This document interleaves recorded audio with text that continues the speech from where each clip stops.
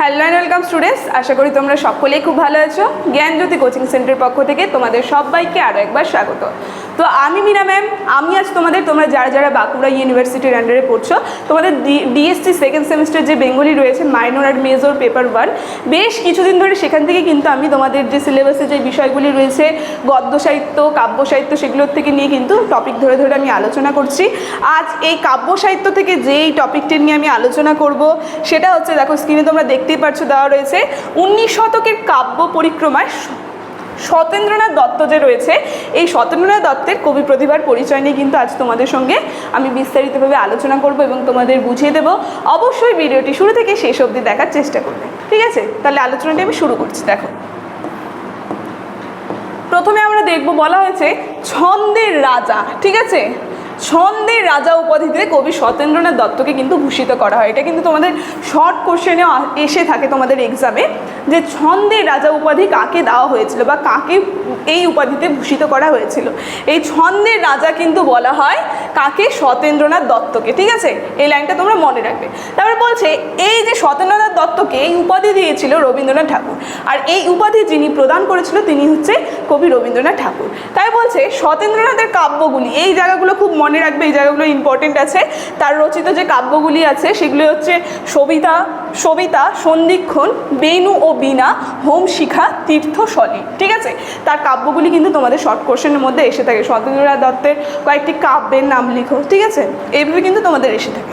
দেখো, তারপরে বলছে যে ছন্দের জাদুঘর বিচিত্র প্রতিভার অধিকারী হচ্ছে বাংলা কাব্য জগতে প্রবেশ করেছিলেন। বলছে এই যে ছন্দের জাদুঘর যে রয়েছে সতেন্দ্রনাথ দত্ত, তিনি একটা বিচিত্র প্রতিভা নিয়ে কিন্তু তিনি এই কাব্য জগতে প্রবেশ করেছিলেন। দেখো, বলছে যে এক সমাজতান্ত্রিক মূল্যবোধ নিয়ে তিনি কাব্যে প্রবেশ করেছিলেন। বলছে তিনি যে কাব্যের জগতে প্রবেশ করেছিলেন সেটা ছিল সমাজতান্ত্রিক মূল্যবোধ। দেখো, বলছে যে তাই তার কাব্য চেতনার রোম্যান্টিক সুর থাকলেও অন্তরালে ছিল স্বদেশ চেতনা এবং স্বদেশ মানুষের প্রতি ভালোবাসা।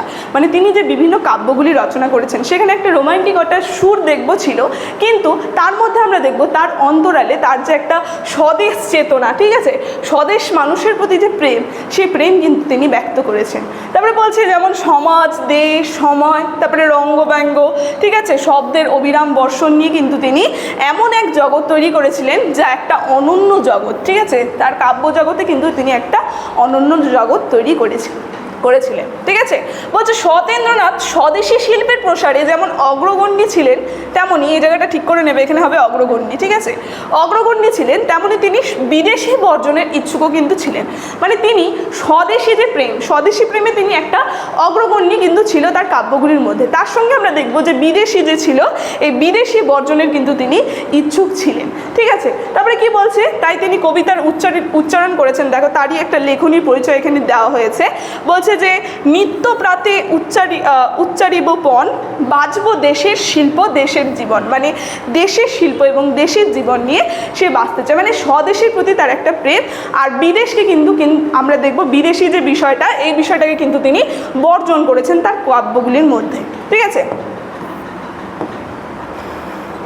দেখো, তারপরে বলছে সতেন্দ্রনাথ জাতপাতের ঊর্ধ্বে এক মহান ভারতবর্ষের কিন্তু পরিকল্পনা করেছিলেন। তার কাব্যগুলির মাধ্যমে তিনি জাতপাতের ঊর্ধ্বে গিয়ে একটা মহান ভারতবর্ষ কিন্তু তিনি পরিকল্পনা করেছিলেন, আমরা সেটা দেখব। তাই বলছে নিম্নবর্গের জনজাতিকে তিনি কাছে টেনে নিয়েছিলেন। মানে সমাজে যারা নিম্নবর্গ ছিল, তার কাব্যগুলির মাধ্যমে তিনি এই নিম্নবর্গের সমাজের মানুষগুলিকে কাছে টেনে নিয়েছিলেন। তারপরে বলছে শুধু ব্রাহ্মণ্যতন্ত্র দ্বারা ভারতবর্ষের আদর্শরূপ কখনো গড়ে উঠতে পারে না।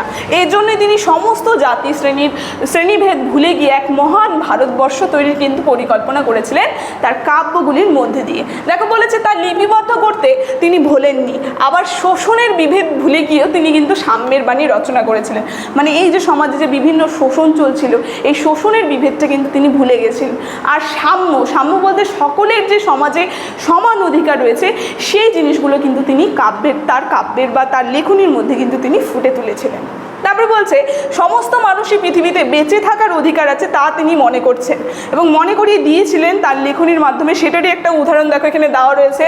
বলছে গাহ নির্ভয়ে সাম্যের গান, শিকল পড়ুক খসি, ঊর্ধ্বে সবলে উচ্চারো ওগো সাম্যের মহাসাম। কারো কারাঘাতে কারা ভবনের দুয়ারে অবিশ্রাম, বস্তুত এই বলিষ্ঠ জীবনবোধ বুর্জুয়া মূল্যবোধ প্রসূত। ঠিক আছে, এরই একটা লেখনী কিন্তু তিনি উদাহরণ দিয়েছেন।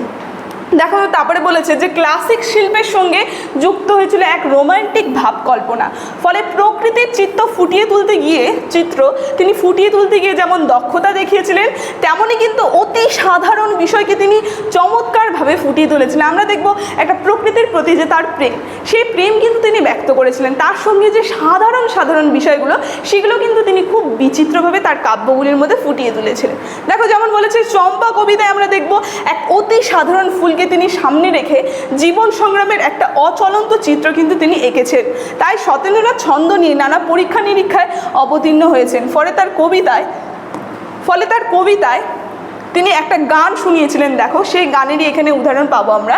বলছে যে তুল তুল টুক টুক তুল তুল কোন ফুল তার ভুল। দেখো কি সুন্দর একটা ছন্দের মাধ্যমে কিন্তু তিনি তার লেখনীর মধ্যে পরিচয় দিয়েছেন। ঠিক আছে,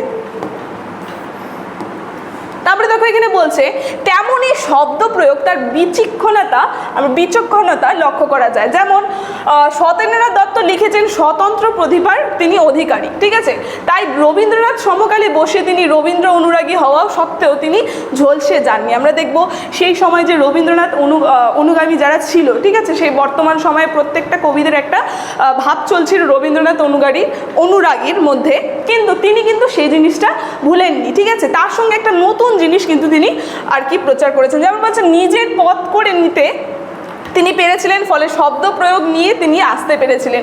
এই জন্য সতেন্দ্রনাথ মৃত্যুকে গভীরভাবে শোক কিন্তু প্রকাশ ব্যঞ্জনা বা কুশলী শিল্প বিচিত্র জীবনবোধ দ্বারা কিন্তু তিনি রবীন্দ্র যুগে বসে এক আধুনিকতার বার্তা কিন্তু তিনি লিখেছিলেন।